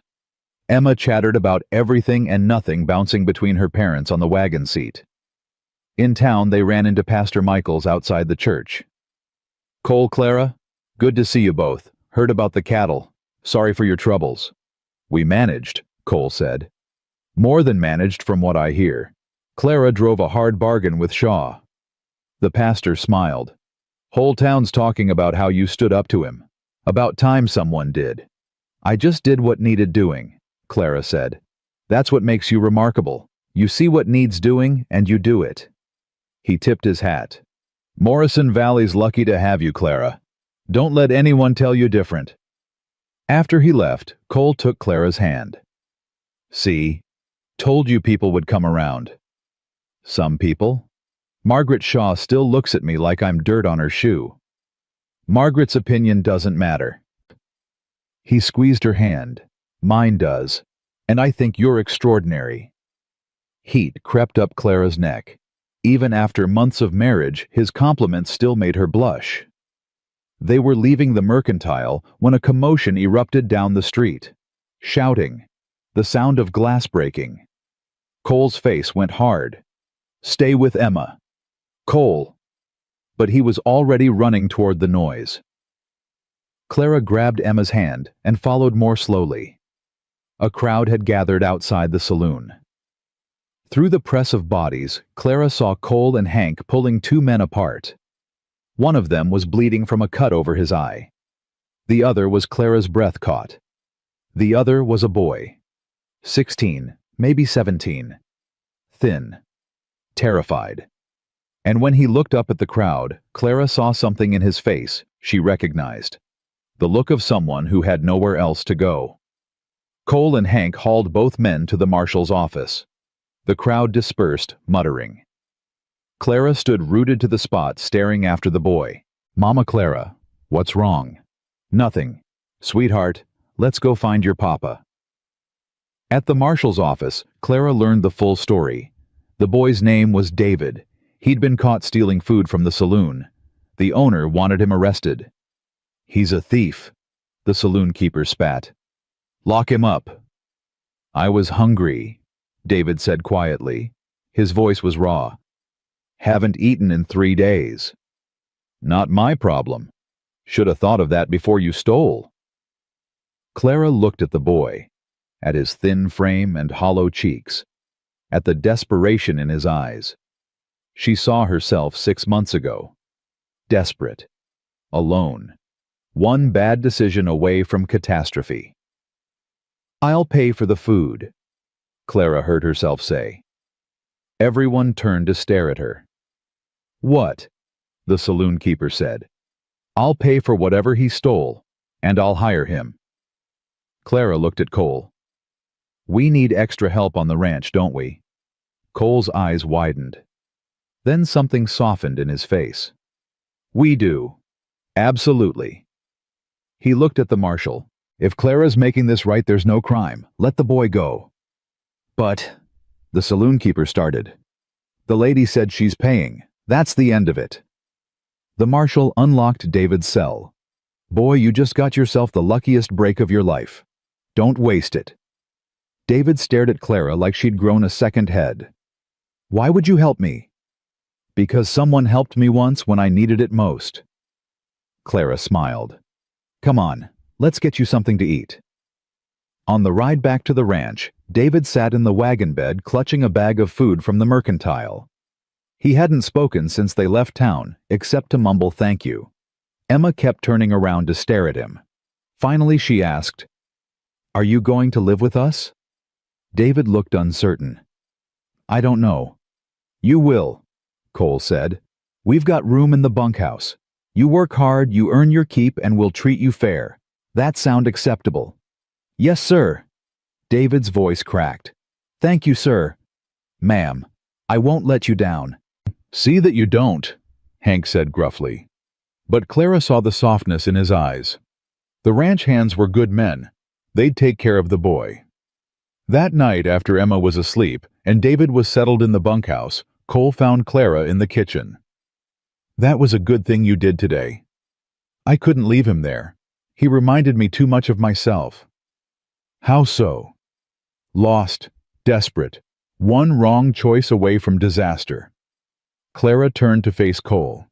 Someone gave me a chance when I didn't deserve one. I figured I should pay that forward. Cole pulled her close. You deserve that chance. You deserve every good thing that's happened. I don't know about that, but I'm grateful anyway. She rested her head against his chest. We're going to be okay, aren't we? The ranch, our family, all of it. Yeah, we are. He kissed the top of her head. You made sure of that. They stood together in the quiet kitchen, holding each other while the fire burned low. Outside, spring was taking hold. New grass, new calves, new possibilities. Inside, a family was growing stronger. The mail-order bride who'd been sent as a joke had become the backbone of Morrison Valley Ranch. The woman everyone dismissed had saved them all. And Clara Morrison, who'd spent 26 years being told she wasn't enough, finally believed she was more than enough. She was exactly what this family needed. And that was everything. Summer arrived in full force, turning the valley gold and green. Clara sat on the porch, shelling peas, watching Cole and David work with the horses in the corral. The boy had filled out over the past months, no longer the hollow-eyed waif they'd rescued. He moved with confidence now, following Cole's instructions, with the eagerness of someone who'd finally found a place to belong. Emma burst through the door, letter in hand. Mama, Clara, mail came. There's one from Pennsylvania. Clara's hands stilled. She'd written to her mother regularly, but replies came rarely. Her sisters never wrote at all. She opened the envelope carefully. Her mother's careful script filled 2 pages. What does it say? Emma climbed into Clara's lap, curious. It says... Clara scanned the words, hardly believing them. It says, my sisters want to visit. Really? Emma bounced. Will they be nice? I don't know, sweetheart, but they're coming in August. Clara kept reading. Her mother's words grew more urgent toward the end. Your sisters have changed, Clara. Josephine's husband lost his position. Catherine's engagement ended badly. Margaret is increasingly difficult. They need to see what you've built. They need to understand that worth isn't measured in beauty or social standing. I'm proud of you, my darling girl. Prouder than I ever knew how to say when you were here. Clara folded the letter carefully, her throat tight. Are you crying? Emma asked, worried. Happy tears, sweetheart. Just happy tears. That night, Clara told Cole about the letter. He listened quietly, his arm around her shoulders. How do you feel about them coming? Terrified, excited, angry. Clara laughed shakily. Everything at once. You don't have to host them if you don't want to. I want to, I think. She turned to look at him.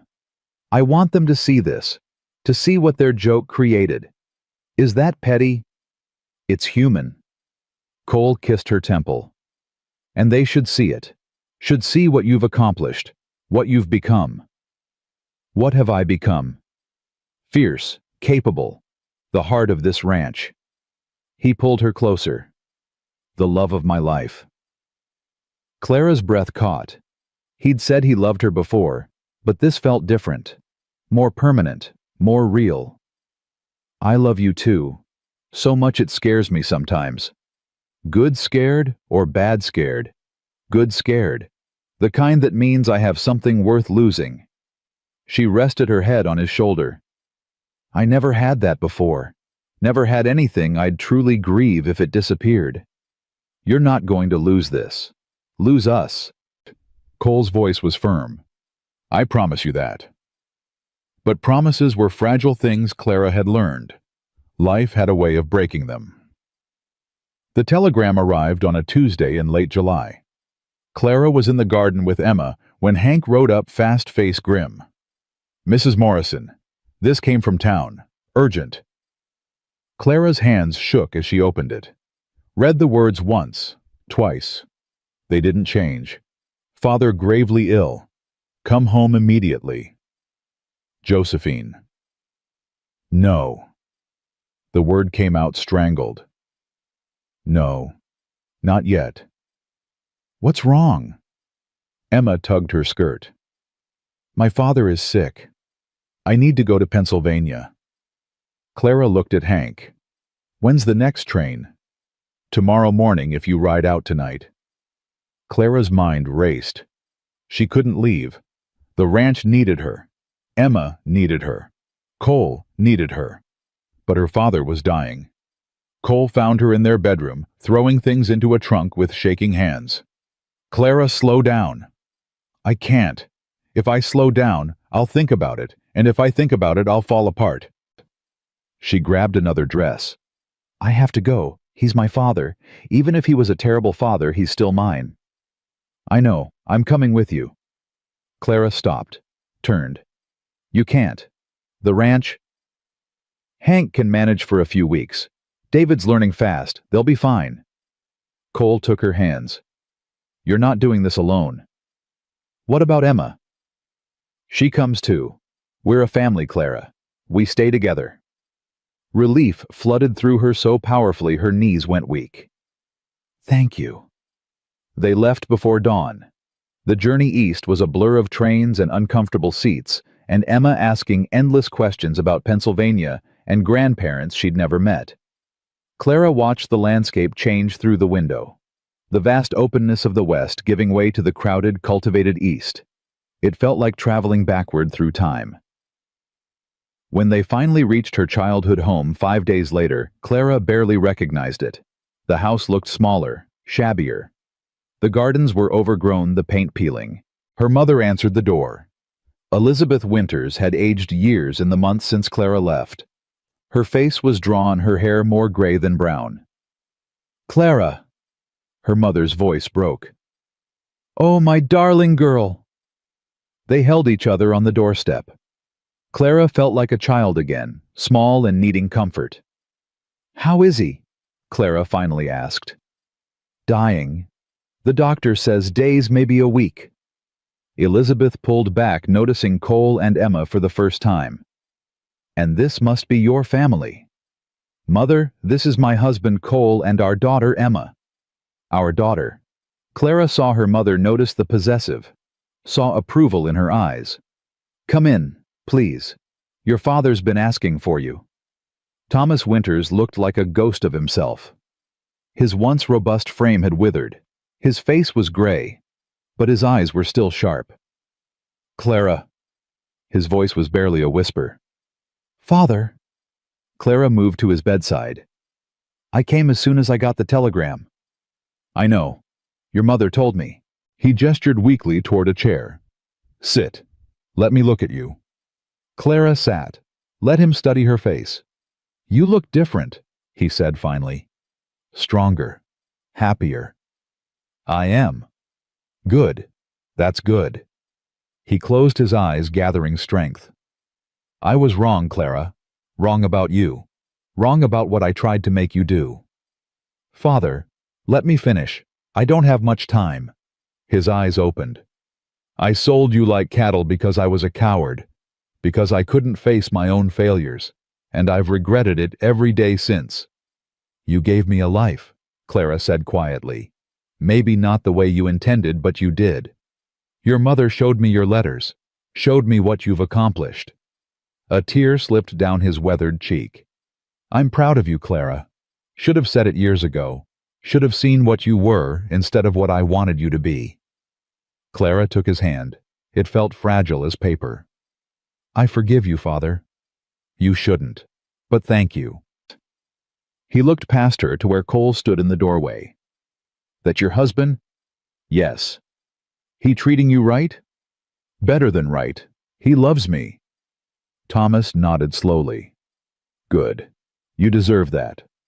Always did. His breathing grew labored. One more thing. The house. I'm leaving it to you. Your sisters got their dowries. This is yours. Father, I don't need... I know, but take it anyway. Sell it if you want. Keep it. I don't care. His grip tightened weakly on her hand. Just promise me you'll keep being strong. Keep being yourself. Don't let anyone make you small again. I promise. Good girl. His eyes drifted closed. Always were a good girl. Just took me too long to see it. Clara sat with him until he fell asleep. Then she went downstairs to where her family waited. Her sisters had arrived while she was upstairs.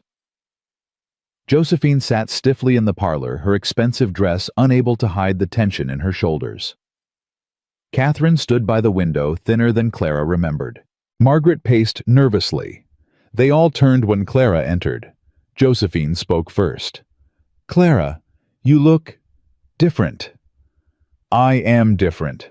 Clara moved into the room. Cole and Emma flanked her like sentries. "This is your husband." Margaret's tone made it clear she found Cole lacking in social graces. "This is Cole Morrison. He owns Morrison Valley Ranch in Colorado Territory." Clara's voice was level. "And this is Emma, our daughter." "Stepdaughter, you mean?" Josephine corrected. "Our daughter," Clara repeated firmly. "Blood doesn't make family. Love does." Silence fell heavy. Catherine finally broke it. "We heard about Father's illness. Came as soon as we could." "He's dying," Clara said bluntly. "Days, the doctor says." More silence. Margaret cleared her throat. "About the inheritance." "Margaret," their mother snapped, "the man isn't even dead yet. We need to discuss it. You know we do." Margaret faced Clara. "I assume he's leaving everything to you, his precious youngest daughter who ran away and abandoned us." "I didn't run away. I was escaping." Clara kept her voice steady. "And yes, he's leaving me this house. You all got your dowries. This is mine." "That's hardly fair," Josephine said. "We have expenses." "I don't care about your expenses." Clara looked at each sister in turn. "You sent me west as a cruel joke. You wanted to humiliate me.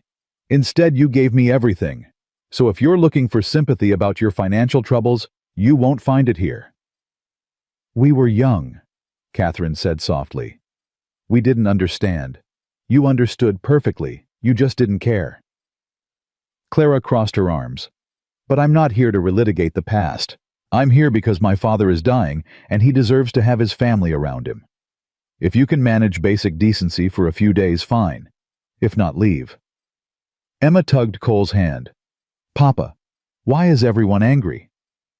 "They're not angry, Emma girl. They're just figuring some things out." Cole lifted her. "Why don't we go see if there are cookies in the kitchen?" After they left, Josephine's composure cracked. "You have no idea what it's been like, Clara. My husband lost his position. We're barely making ends meet. Catherine's engagement ended because her dowry wasn't enough. Margaret can't find anyone who'll have her." Her voice rose. "And you're out west living some romantic fantasy while we suffer." "Romantic fantasy?" Clara laughed bitterly. "I negotiate with cattle rustlers and bankers who want to steal my home. I manage accounts and livestock and pray we don't lose everything in the next storm.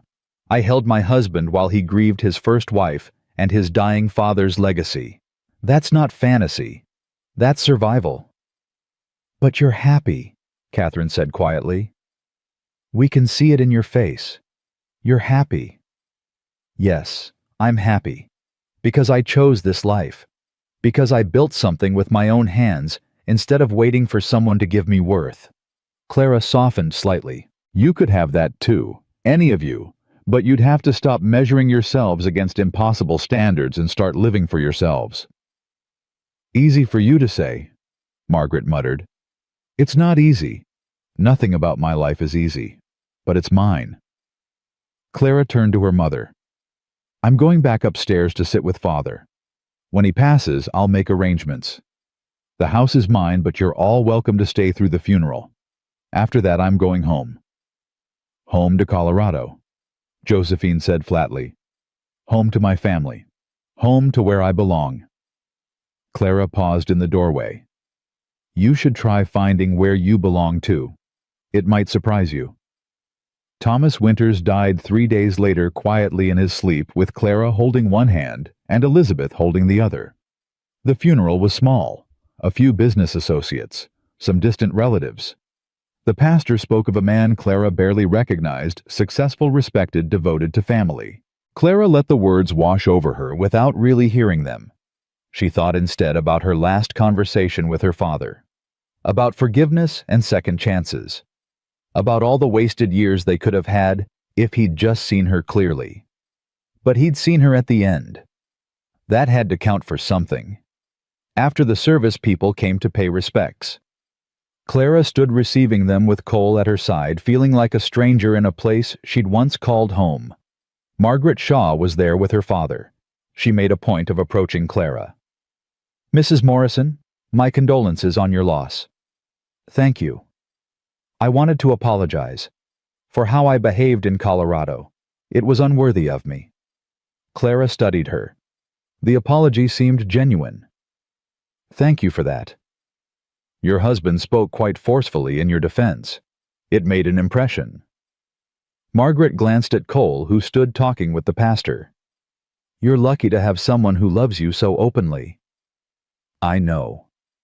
Margaret drifted away. Clara watched her go, feeling something like pity. The beautiful ones weren't always the lucky ones. The house was chaos after the funeral. Relatives picking through belongings. Her sisters arguing about who should get which pieces of furniture. Clara stayed out of it, letting them have whatever they wanted. She found her mother in the garden, staring at the overgrown roses. "I'm selling the house," Clara said without preamble. "I don't need it, and you shouldn't stay here alone." "I know. I've been thinking the same thing." Elizabeth turned to face her daughter. "I want to come with you." Clara's breath caught. "To Colorado." "If you'll have me, I can help with Emma, earn my keep." Her mother's voice trembled. "I don't want to die here, Clara, not in this house full of regrets." "Mother, please, let me do this. Let me be part of your life properly." Elizabeth took Clara's hands. "Let me be the mother I should have been all along." Clara pulled her mother close.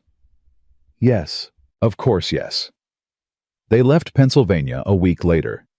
Clara signed papers selling the house and dividing the proceeds among her sisters. She took nothing but her grandmother's music box and her mother. On the train heading west, Emma sat between her grandmother's Elizabeth and Emma's first mama.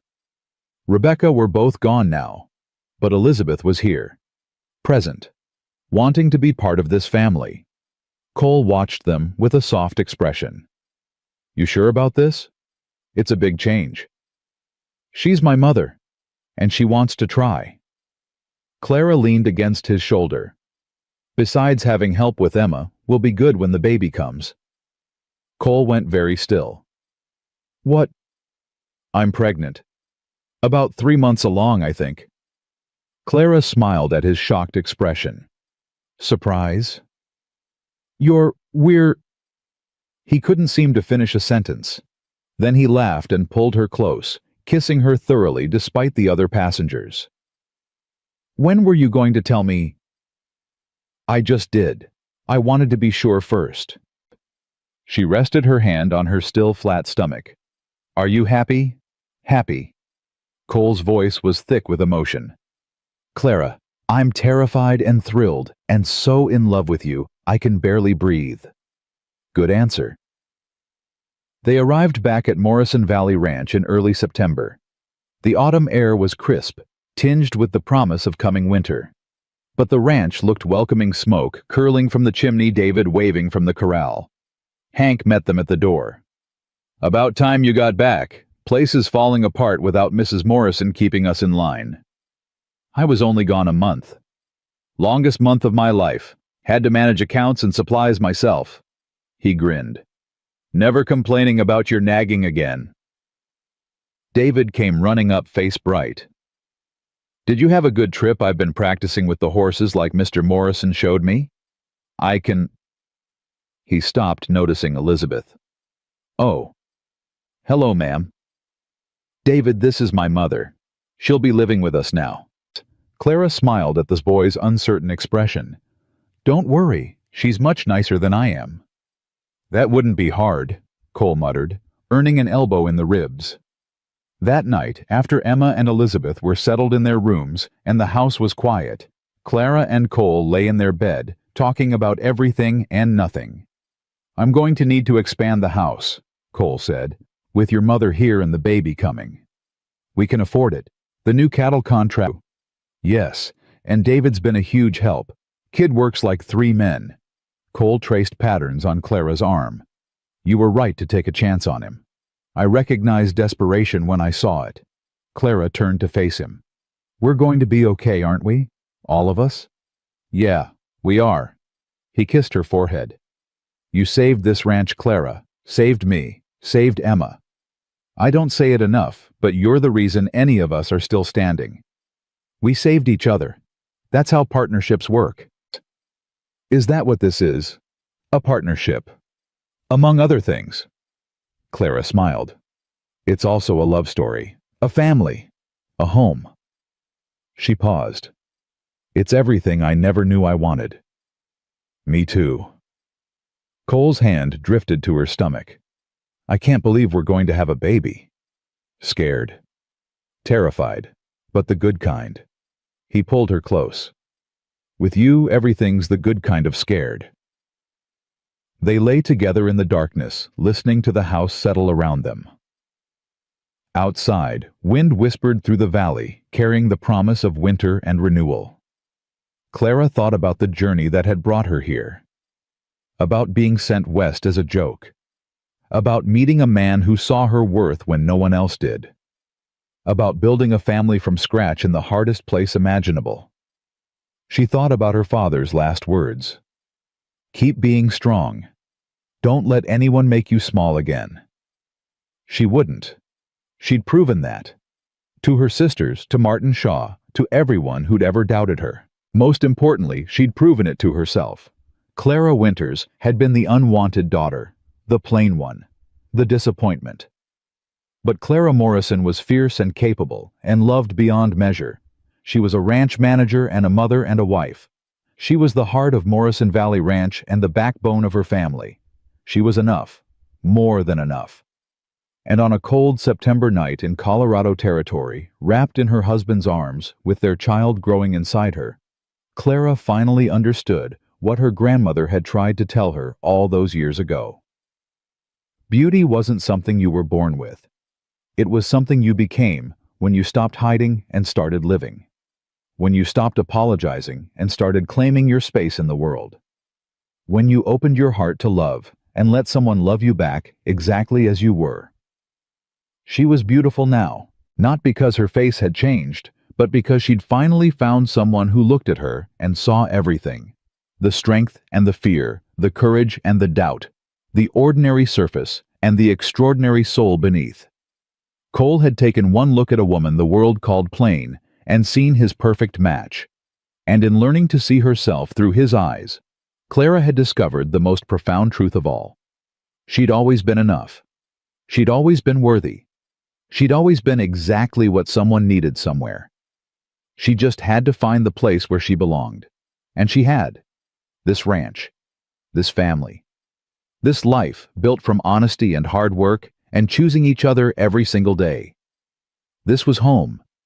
This was love. This was everything.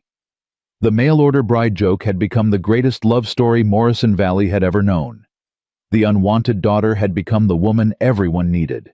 The practical arrangement had transformed into a partnership so deep and true it would last generations. Clara Morrison had found her place in the world. And nothing, not gossip, not hardship, not cruel sisters or manipulative bankers, would ever take it away from her again. She was home. She was loved. She was exactly where she belonged. And that was the only truth that mattered.